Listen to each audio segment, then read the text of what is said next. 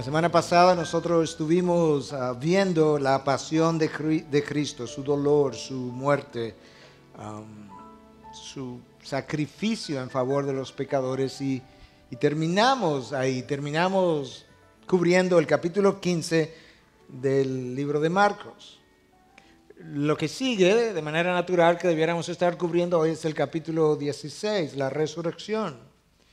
Pero no sé cuántos de ustedes recordarán que el 20 de abril de este año fue el día de la resurrección y en esa ocasión yo dije que iba a cubrir el texto de Marcos 16 de tal manera que en vez de predicar un mensaje fuera de la serie, nos íbamos a quedar en la serie, pero nos íbamos a adelantar, íbamos a predicar a Marcos 16 y que cuando llegáramos ahí pues daríamos ese texto por predicado. Y sin embargo, habiendo terminado el capítulo 15 de Marcos la semana pasada, me parecía por un lado inapropiado terminar la serie dejando a Cristo en la tumba, porque Él no está ahí.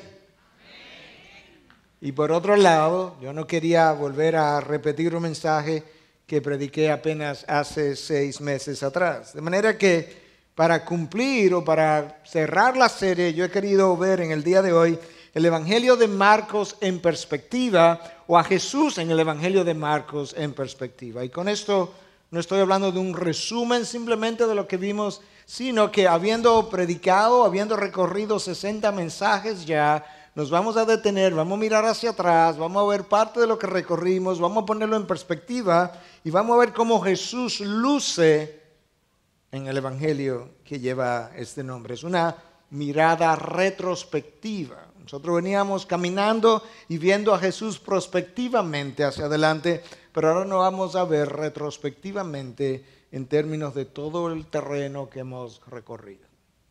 Padre, gracias, porque una vez más recurrimos a tu Espíritu Santo para que ilumine aquello que inspiró.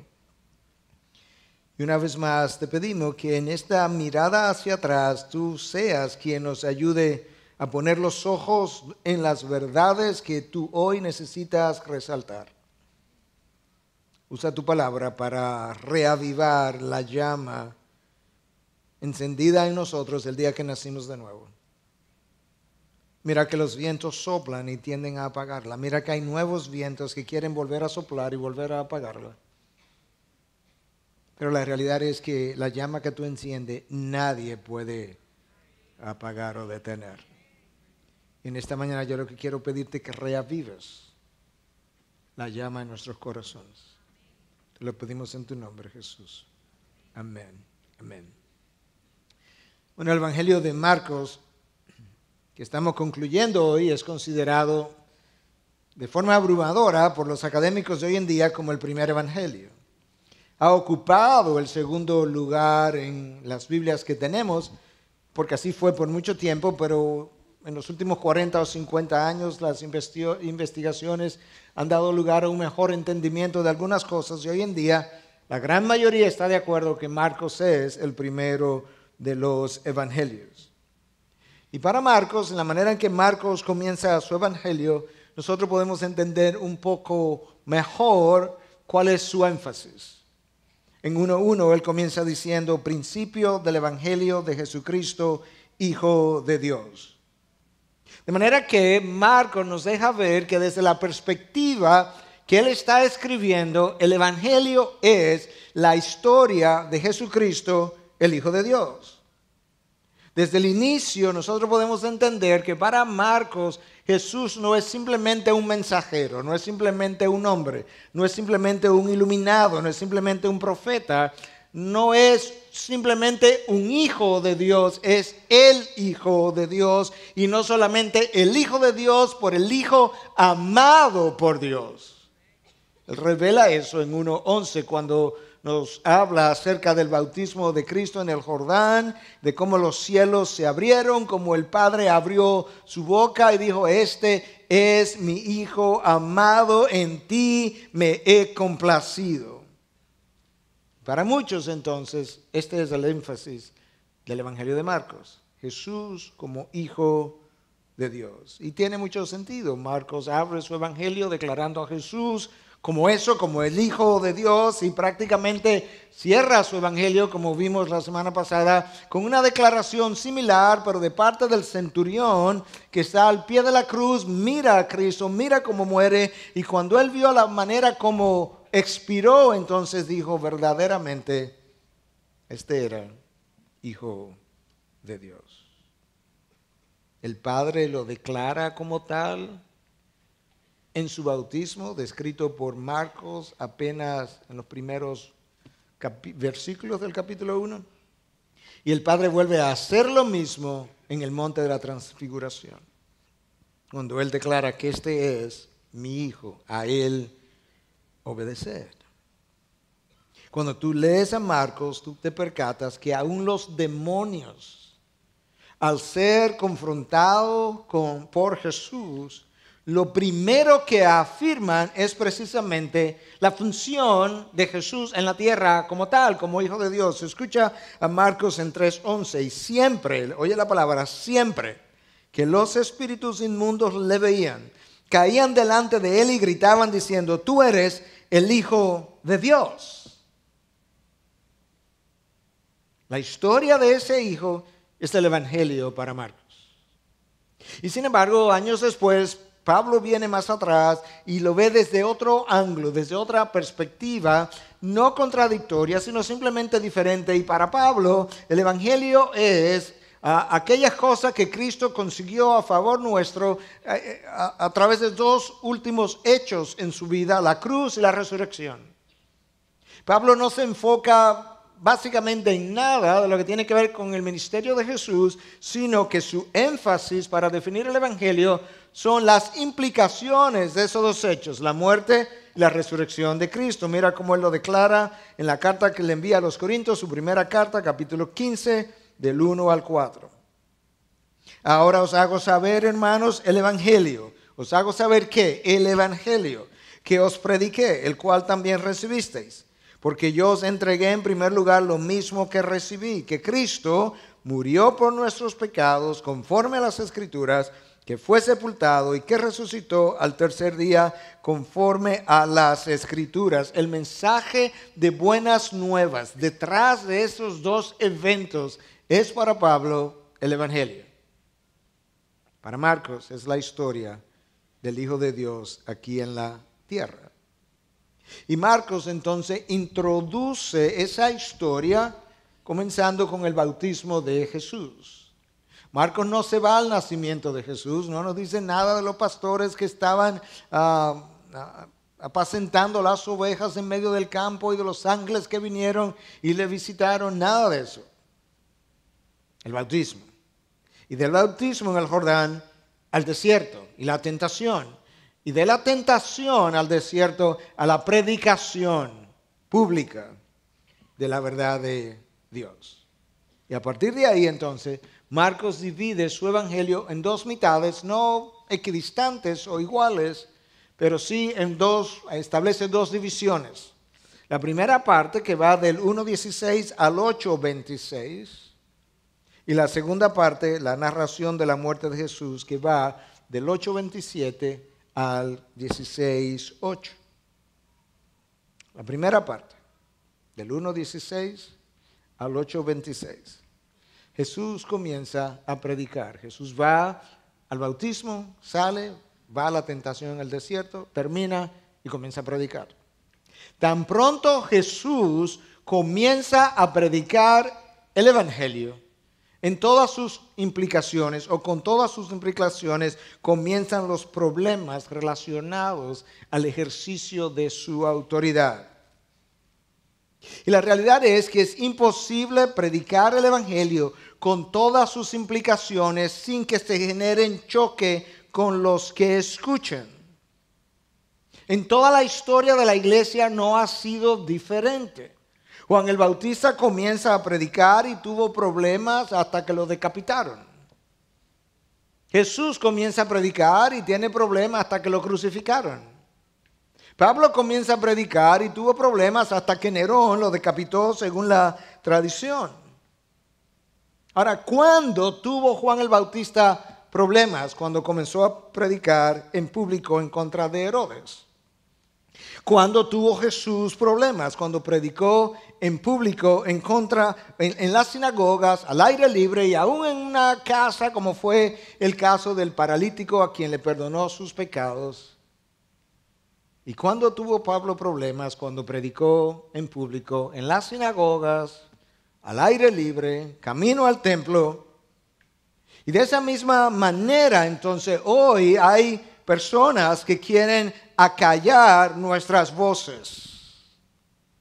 Veíamos en días atrás la alcaldesa de Houston, cómo ella so pena o demandó que los pastores de aquella ciudad le entregaran bajo orden judicial los sermones que predicaran en contra de la homosexualidad, y obviamente los pastores de Houston reaccionaron inmediatamente y de una u otra manera respondieron: jamás entregaremos a las autoridades gubernamentales aquello que hemos entregado previamente a Dios y a su pueblo.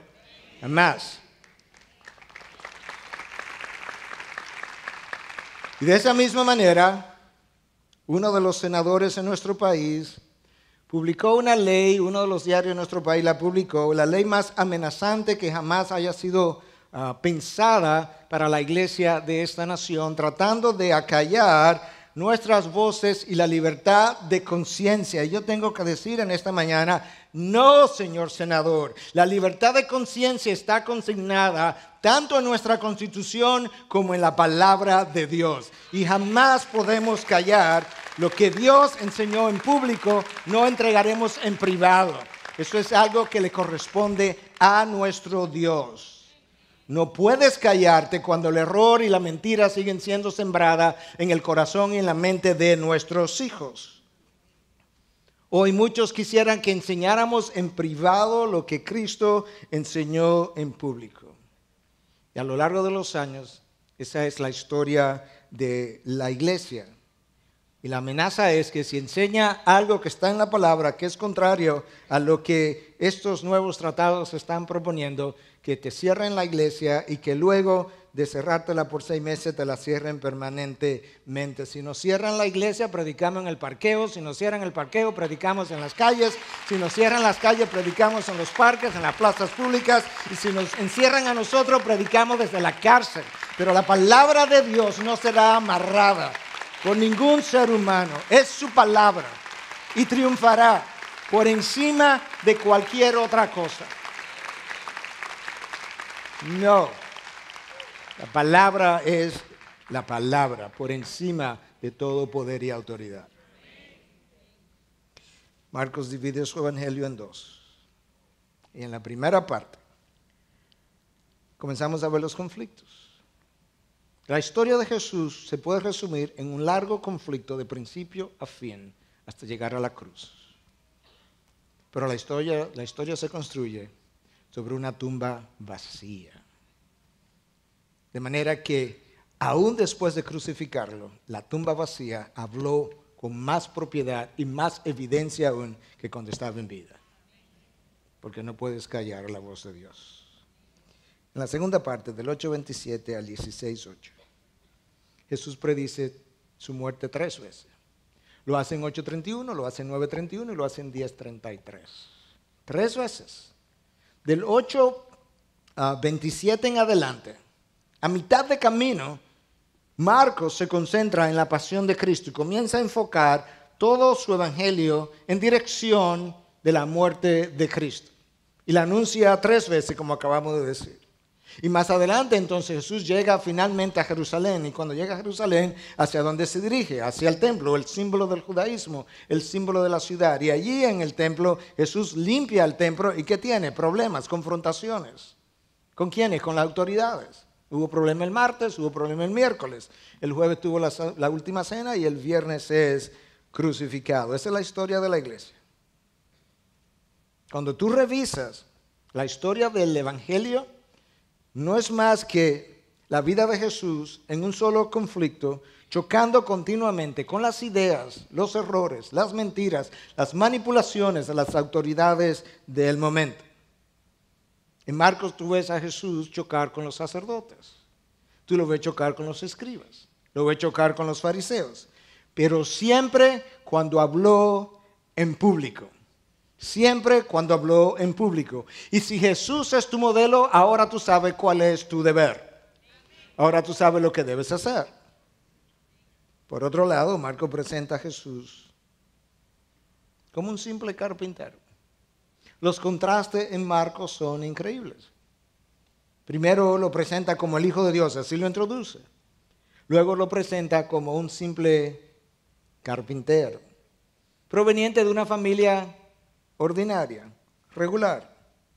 Una familia que llega a pensar que su hijo, en el caso de la madre y sus hermanos, había perdido la cabeza. Cuando Jesús comienza a enseñar y ellos llegan a la conclusión de que ha perdido la cabeza, ellos fueron a buscarlo, a buscar a Jesús para llevárselo. Y como carpintero, Jesús tiene cosas que enseñarnos. Tiene cosas que enseñarnos porque de una u otra manera yo puedo entender, al ver al Hijo de Dios como carpintero, que no importa cuán encumbrada sea mi posición, no hay ninguna tarea que yo pueda considerar muy pequeña cuando se trata de llevar a cabo la voluntad de Dios. Como carpintero, Jesús tiene cosas que enseñarnos. Y otra de esas cosas es que los grandes hombres de Dios, incluyendo al más grande, y las grandes obras de Dios en su redención, siempre han tenido un comienzo pequeño, humilde, sencillo, casi desconocido. Cuando Jesús pasa de carpintero a maestro, su familia quiere buscarlo porque ha perdido la cabeza, está demente.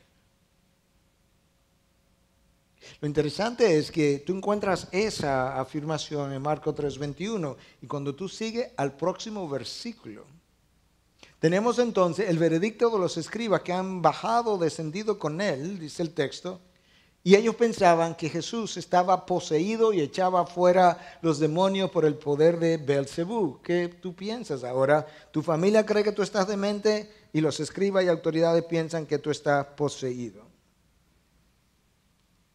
Sin embargo, los demonios lo declararon santo y como hijo de Dios.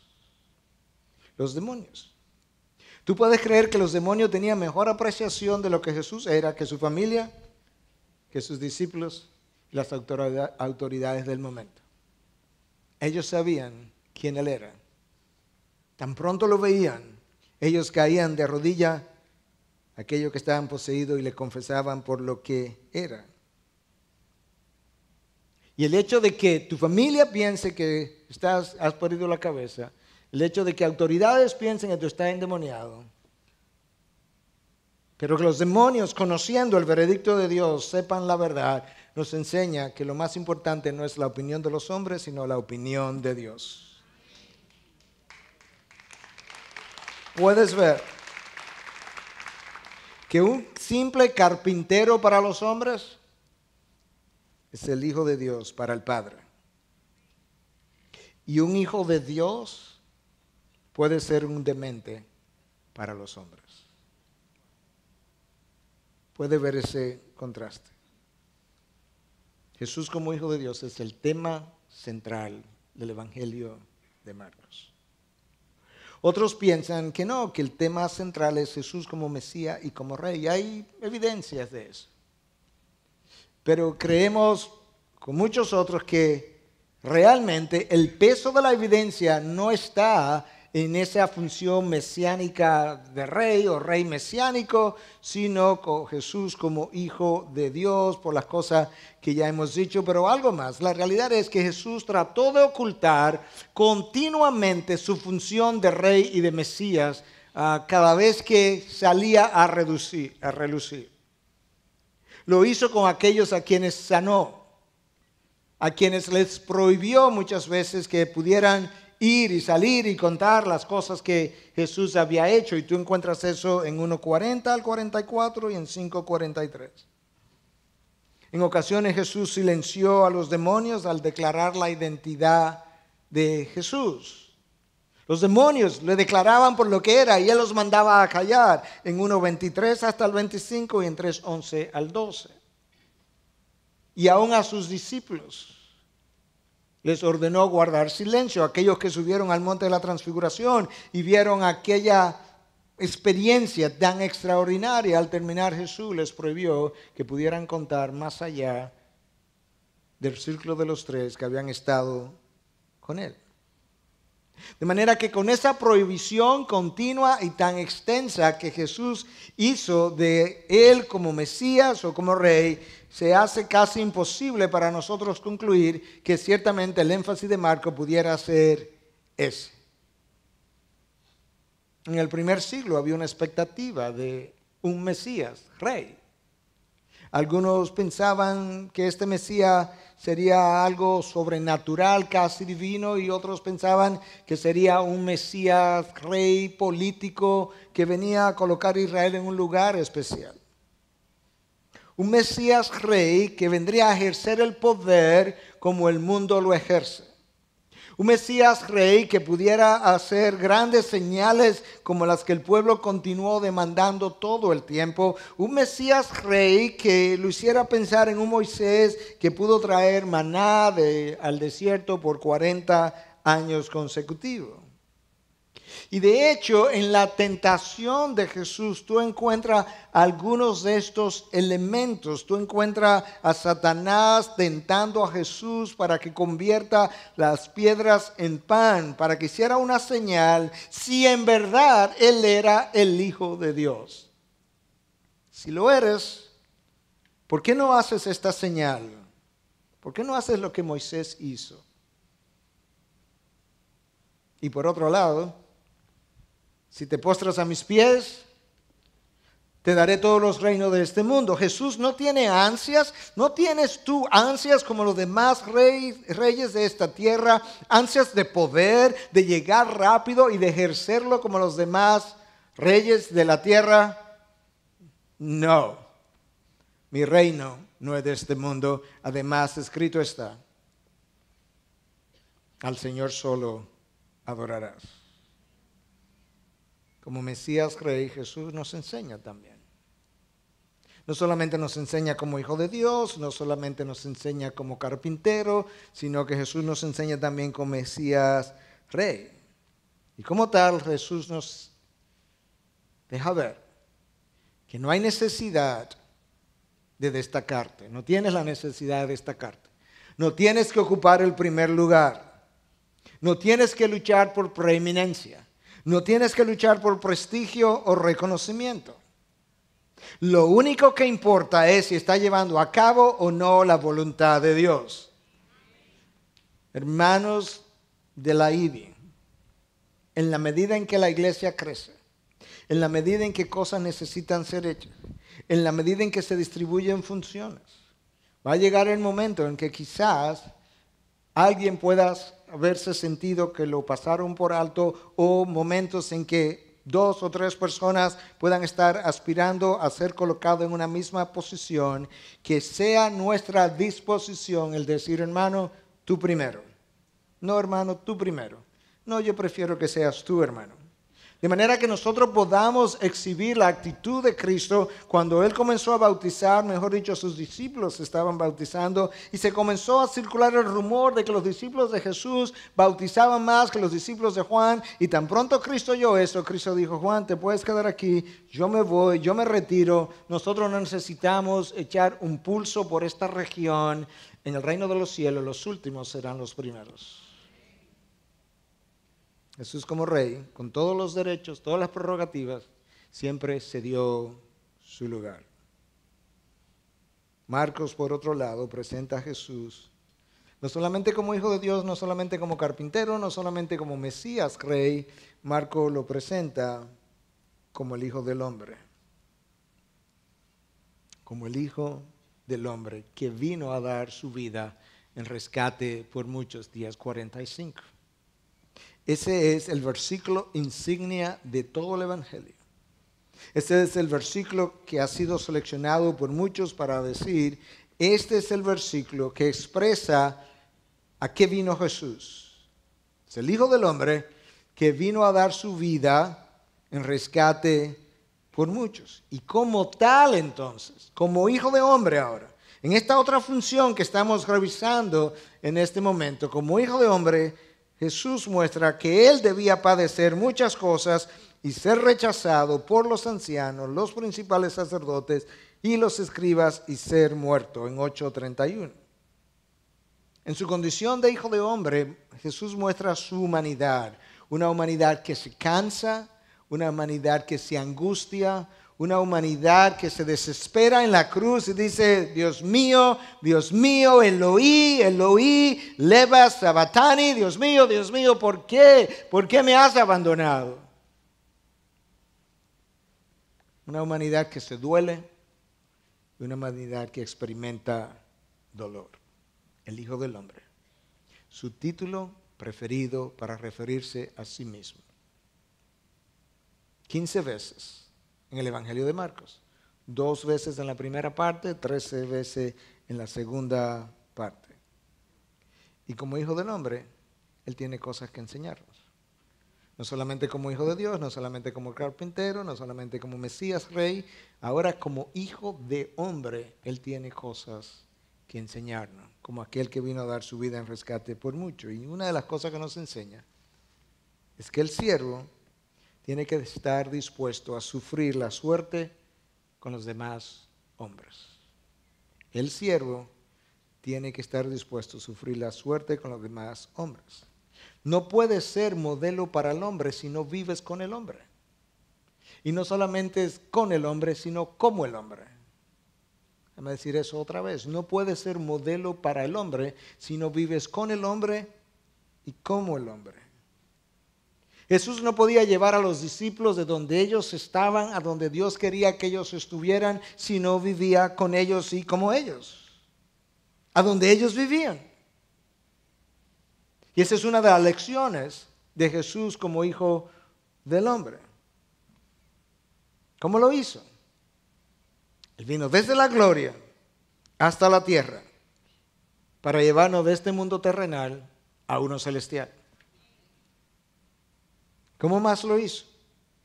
Jesús desciende hasta la cruz para ascendernos hasta la gloria. Él desciende hasta la cruz para ascendernos hasta la gloria. Él pasó de hijo de Dios a hijo de hombre, para que aquellos que eran hijos de hombre pasaran a ser hijos de Dios.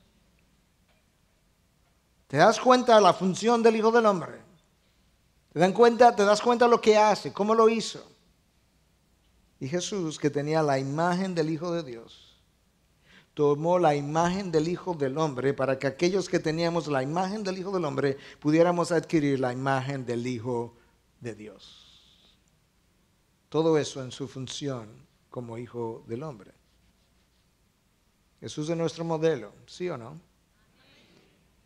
Y Jesús, nuestro modelo, sigue descendiendo para ayudarnos a ascender.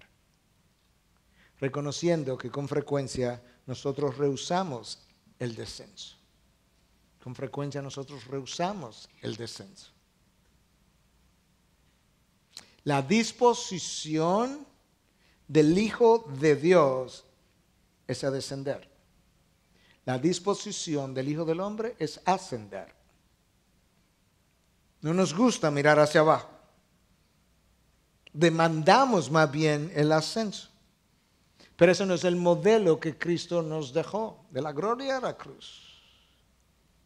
De hecho, Él literalmente nos dejó esas palabras, cenando con los discípulos en el aposento alto, a horas antes de su pasión, mirando a otro evangelista. Ahora Juan 13:15, Jesús hablando dice, porque os he dado ejemplo para que como yo os he hecho, vosotros también hagáis. Para que como yo os he hecho, vosotros también hagáis.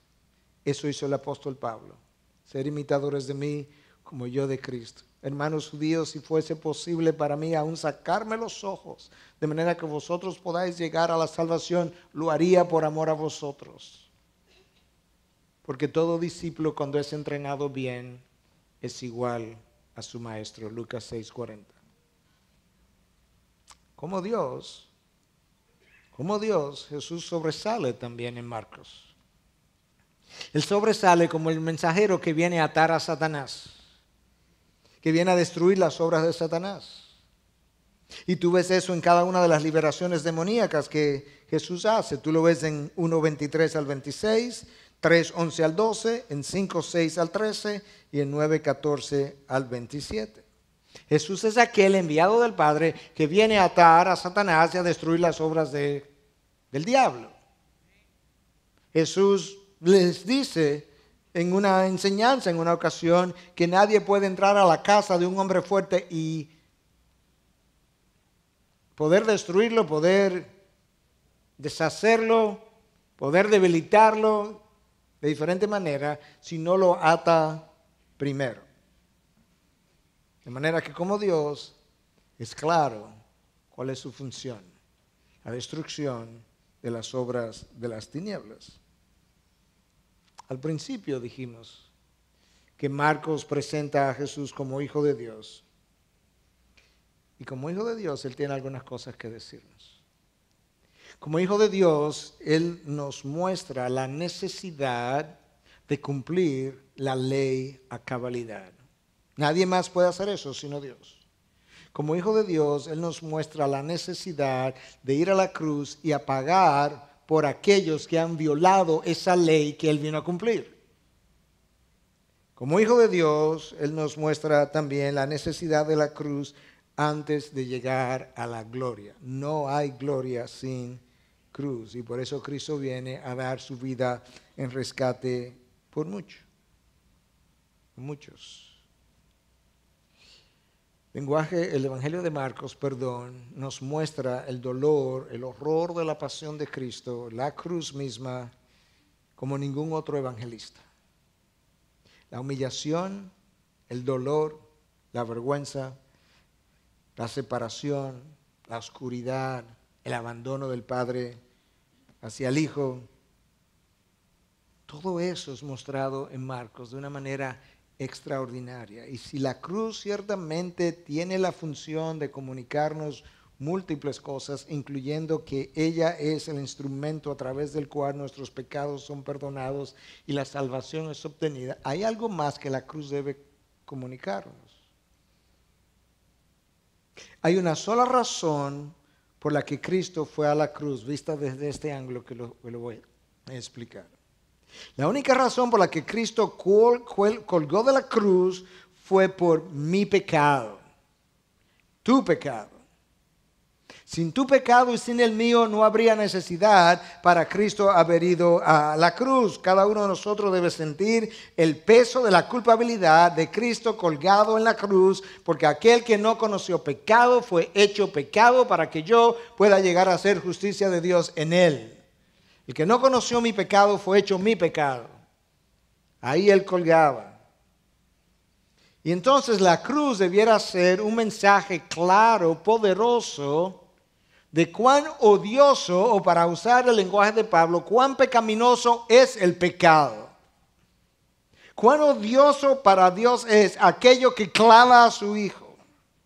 Aquello que frecuentemente tú y yo continuamos haciendo es tan horripilante para el Padre que requirió el clavado de su Hijo. Eso debiera enviar a nosotros una señal clara de la razón por la que debíamos odiar el pecado y dispararnos en la dirección de la santidad de Dios a todo lo largo y ancho de lo que es el proceso de santificación. Odioso pecado que clava al Hijo en una odiosa cruz. Como Hijo de Dios encarnado, Jesús nos enseña frente a la cruz, o camino a la cruz, que el camino de regreso al Padre es la cruz. Sin la cruz no hay regreso. Sin la cruz no hay perdón. Sin la cruz no hay libertad. Sin la cruz no hay entrada. No hay mañana. No hay esperanza. Sin la cruz no hay vida eterna. ¿Te imaginas levantarte un día en la mañana sin esperanza? Levantarte un día en la mañana sin esperanza de que el día que te entierren, ese día habrá terminado todo. Sin esperanza de poder volver a vivir. Sin esperanza de que aquellas cosas que has hecho en la tierra contarán para nada. ¿Cómo vives? Sin cruz, esa es la vida. Esa es la vida de aquellos que no creen en el Hijo de Dios. La cruz es donde dejamos a Cristo y luego en la tumba la semana pasada. Y vimos como José de Arimatea, un miembro del concilio, del Sanedrín, va donde Pilatos y le pide el cuerpo de Jesús. Pilatos se sorprende porque no puede ser que haya muerto tan rápido, pero sí, así fue. Pilato le concede a José de Arimatea el cuerpo de Jesús, compra un lienzo de lino y a José de Arimatea, según el texto de Juan, se le une Nicodemo, otro miembro del Sanedrín. El Sanedrín, que lo ha declarado blasfemo, tiene 2 miembros que con toda probabilidad eran discípulos de Jesús, ganados durante su vida. Que luego en el momento peor de su vida, que es cuando aparentemente Jesús no era lo que decía ser, cuando Jesús murió maldito en un madero, estos 2 hombres, miembros del concilio, públicamente van y se identifican con Jesús. Y piden su cuerpo y le dan una honrosa sepultura.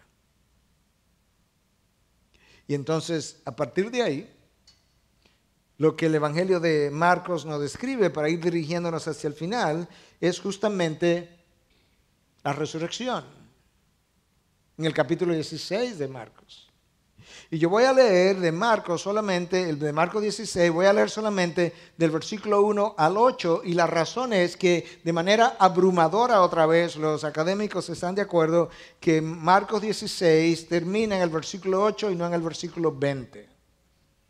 Los mejores textos, los textos más antiguos, los textos anteriores al siglo IV, ninguno de ellos contiene a Marcos del 9 al 20, aunque lo que allí está contenido los otros evangelios avalan. Lo más probable es que alguien en algún momento hizo esa adición y por tanto hoy en día se considera que Marcos termina en el versículo 8 y que lo demás que está ahí tú lo puedes encontrar en los demás evangelios. No es una contradicción, sino una precisión de los documentos que ya tenemos. Y con eso yo quiero entonces leer el último versículo del capítulo 15 y los 8 versículos de Marcos 16 donde el Evangelio termina. Marcos 15, 47. Y María Magdalena y María, la madre de José, miraban para saber dónde le ponían. Capítulo 16. Pasado el día de reposo, María Magdalena, María la madre de Jacobo y Salomé compraron especies aromáticas para ir a ungirle. Y muy de mañana, el primer día de la semana, llegaron al sepulcro cuando el sol ya había salido. Y se decían unas a otras, ¿quién nos removerá la piedra de la entrada del sepulcro? Cuando levantaron los ojos, vieron que la piedra, aunque era sumamente grande, había sido removida. Y entrando en el sepulcro, vieron a un joven sentado al lado derecho, vestido con ropaje blanco, y ellas se asustaron. Pero él les dijo, no os asustéis, buscáis a Jesús el crucificado. Ha resucitado, no está aquí, mirad el lugar donde le pusieron. Pero id, decid a sus discípulos y a Pedro, él va delante de vosotros a Galilea, allí le veréis, tal como os dijo. Y saliendo ellas huyeron del sepulcro, porque un gran temblor y espanto se había apoderado de ellas, y no dijeron nada a nadie, porque tenían miedo. Ahí están. Algunas de las mujeres que estuvieron observando a Jesús desde lejos en la cruz son las que al otro día van temprano en la mañana para honrar su cuerpo. Ellas no fueron a la tumba a orarle a Jesús. Los judíos no le oraban ni le oran a los muertos, le estaba prohibido. Los judíos no tenían altares ni a santos ni a muertos, pero sí tenían un alto respeto por la memoria de sus seres queridos que habían pasado a la otra vida. Y yo creo que eso en cierta medida se ha ido perdiendo. Si bien es cierto que cuando el espíritu sale del cuerpo, inmediatamente ese cuerpo comienza un estado de descomposición. Nosotros no podemos y ni debemos perder de vista que el respeto por aquello, por lo que el cuerpo significó. El cuerpo fue hecho por el Señor. El cuerpo, para aquellos que somos creyentes, le sirvió de morada al Espíritu Santo, fue templo del Espíritu Santo. El cuerpo que yo entierro el día que la persona muere es el cuerpo que Dios piensa glorificar en un futuro, el mismo cuerpo. Y cuando pienso en eso, entonces nosotros debiéramos poner un poco más de atención a lo que estamos haciendo el día que estamos enterrando ese cuerpo, sabiendo que se va a descomponer. Pero ese cuerpo aún descompuesto será glorificado por nuestro Dios. Y lo que hoy nosotros tratamos con desdén e irrespeto es lo que Dios se propone glorificar en un futuro. Y por tanto no debiéramos tratar e incinerar como basura aquello que Dios pretende glorificar en un futuro. Quizás alguno ya ha hecho uso de la cremación. Ciertamente ese cuerpo será glorificado. Pero el punto no es si será o no será glorificado, ni tampoco estoy tratando de poner un grado de culpa sobre nadie, es simplemente ayudarlo a pausar y a reflexionar acerca del valor de algo que tiene una trascendencia que va más allá de lo que nosotros podemos ver en medio de una sociedad minimalista que ha reducido todo a su mínima expresión. El ateo cree que cuando él siembra, por así decirlo, el cuerpo, ahí quedó todo y él enterró un grupo de aminoácidos que perdió su vida. El cristiano, cuando él entierra a su ser querido que ha llegado a creer en Cristo, ese es su último símbolo y su última expresión de esperanza de que un día se levantará de esa misma tumba como cuerpo glorificado. Y entonces unirse a su espíritu y vivir permanentemente. De manera que no debiéramos pausar y pensar con detenimiento antes de cremar. Si debiéramos quemar como la basura algo que Dios pretende glorificar en un futuro. De regreso a las mujeres que vienen a honrar el cuerpo del Señor. Algo que los judíos siempre han hecho, y es honrar la memoria. Traen especies aromáticas. Y vienen preocupadas por el camino. ¿Quién va a remover la piedra? Y al llegar, la piedra está removida. Ellas encuentran a un hombre joven en vestiduras blancas que le dice: no os asustéis, buscáis a Jesús Nazareno, el crucificado. Ha resucitado, no está aquí. Mirad el lugar donde le pusieron. Pero decir a sus discípulos y a Pedro, Él va delante de vosotros a Galilea, allí le veréis, tal como os dijo. Y saliendo ellas huyeron del sepulcro porque un gran temblor y espanto se había apoderado de ellas y no dijeron nada a nadie porque tenían miedo. Pero yo creo que detrás de ese temor comenzó a germinar probablemente una pizca de esperanza. ¿Será posible? ¿Es posible que esto sea de lo que Él nos habló? ¿Es posible que ciertamente la tumba está vacía porque algo sobrenatural ha ocurrido? ¿Y viste el mensaje de este joven que no era más que un ángel o nada menos que un ángel? ¿Oíste lo que dijiste? Lo que dijo, que el Señor le dijo que fuéramos donde los discípulos. ¿Cuáles? Los que me abandonaron. Los que no estuvieron al pie de la cruz. Los que no fueron donde Pilato a pedir mi cuerpo para darme honrosa sepultura. Los que no vinieron temprano en la mañana a honrarme como estas mujeres vinieron. Pero cuando vayan donde los discípulos, yo quiero que de manera particular vayan donde Pedro, el que me negó 3 veces.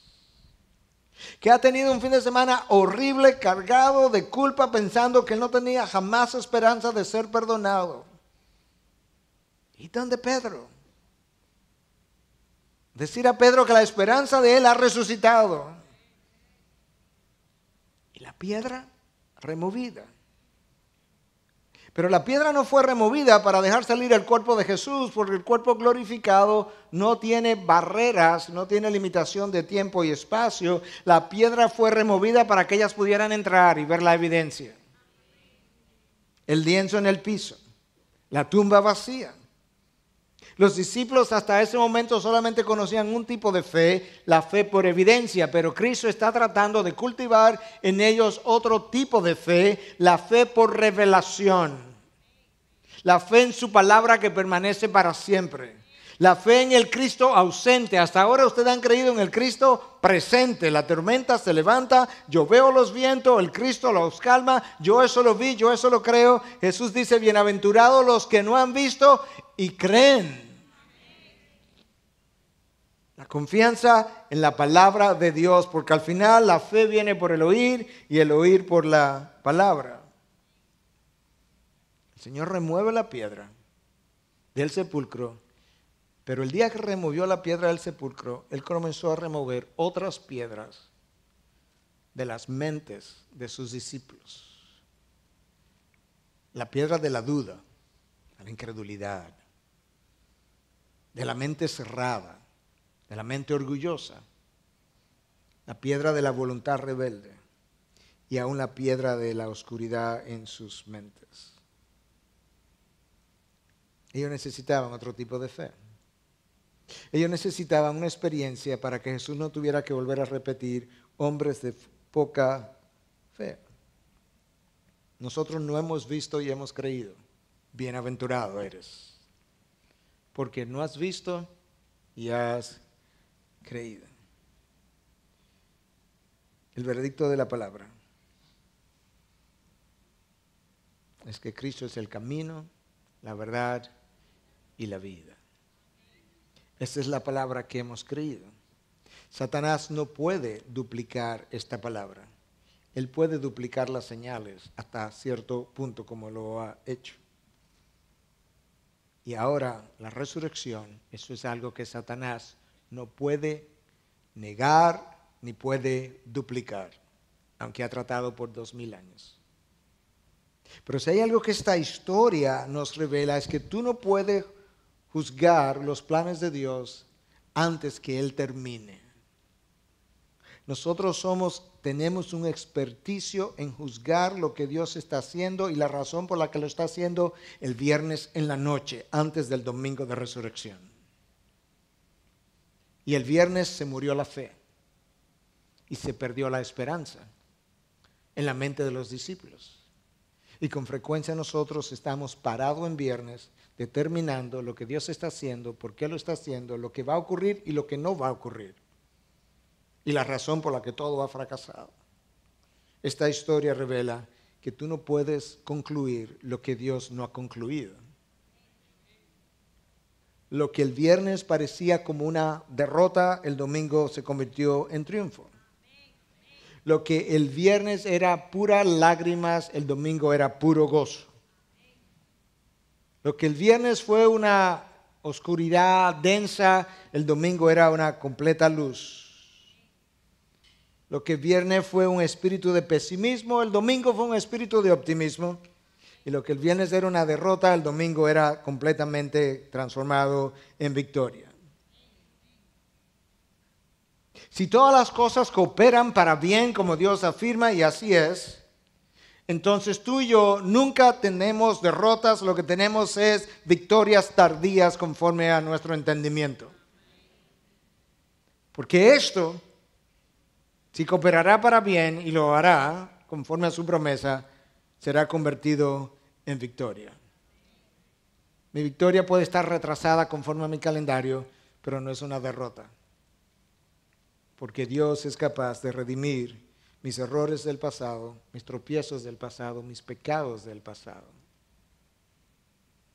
Y la mejor manera como Él muestra eso es el día de la resurrección.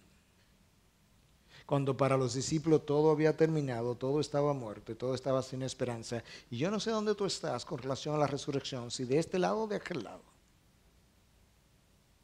O de manera aplicativa, yo no sé dónde está tu vida. Quizás tú tienes grandes piedras en el camino y ya tú has concluido, esto no va para ningún lado. Esto no va a resultar. Ya esto terminó, ya esto murió. Si Dios no ha concluido, tú no puedes concluir. Tienes que esperar. Tienes que esperar en Dios y tienes que esperar por Dios.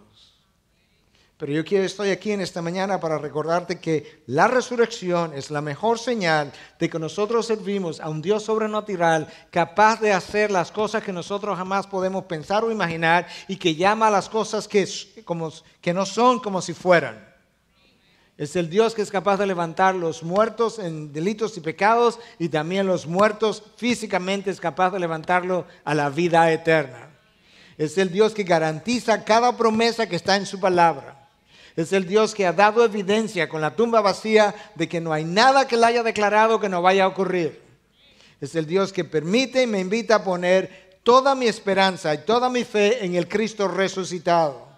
Nosotros no tenemos a un Mesías colgando de un madero en un crucifijo, no porque pertenezca a otra denominación cristiana, sino porque Cristo no está allí, Él ha resucitado. Él está en los cielos, a la diestra del Padre, reinando con todo poder y autoridad, intercediendo ante el Padre por los suyos. Y Él es Rey de reyes y Señor de señores. No más clavos, no más dolor, no más sangre, no más sufrimiento, toda resurrección a los que han creído. Si estás aquí sin Cristo, quiero que pienses y reflexiones en la cruz, en la sangre derramada en favor de tus pecados, porque sin derramamiento de sangre no hay perdón de pecado. Allí se colgó el Cordero de Dios que quita el pecado del mundo, porque la sangre de los machos cabríos no podía calmar la conciencia del pecador de una vez o para siempre. Pero Cristo, cuando se crucificó y cuando entró a un mejor santuario, hizo perfecto para siempre a aquellos que hoy tienen salvación. Y cuando se levantó de entre los muertos, el Padre dijo amén con ese acto de resurrección al sacrificio perfecto de Cristo, y Cristo proclamó el triunfo sobre la muerte y sobre el aguijón de la muerte, lo echó a perder. Todas las esperanzas del reino de las tinieblas fueron echadas a perder, y en esa resurrección está tu confianza y la mía si has depositado tu fe en Cristo. Que de aquí en adelante tú puedas caminar confiado en Dios, recordando que nada ni nadie puede amedrentarte, porque lo peor que pueden hacerte es quitarte la vida, y cuando te la quite te la habrán dado eternamente en la presencia del Padre. A Dios sea la gloria por los siglos de los siglos.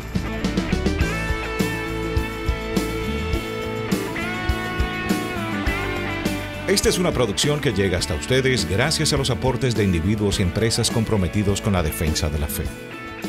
Para más información, preguntas y comentarios, visite nuestra página de internet www.integridadysabiduría.org. En esta página encontrará información sobre la producción de este y otros recursos que ponemos a su disposición, como también las formas en las que usted puede contribuir con la producción de programas como estos. Les invitamos nuevamente a visitar nuestra página de internet www.integridadysabiduría.org. Será hasta la próxima, cuando nos reencontremos en su palabra.